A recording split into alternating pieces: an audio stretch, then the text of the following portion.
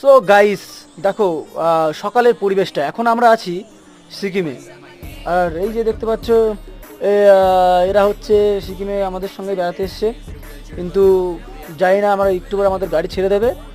Just জায়গাটা দেখো কত সুন্দর লাগছে, বিউটিফুল জায়গা। আরও দেখো, টাকাটা কামাও। একটা কথা বলে রাখি, জীবনে টাকা পয়সা সবই আসবে, ধন দৌলত সবই আসবে, কিন্তু এত কিন্তু সুন্দর প্রাকৃতিক, এই এত সুন্দর প্রাকৃতিক একটা জায়গা উপভোগ করা সম্ভব না বাড়ি সম্ভব বসে। নয়। তাই ভাই, তাই কিছু স্বল্প পরিমাণে টাকা সঞ্চয় করে রাখো, যেটা মানে যতটুকু লাগে আর কি।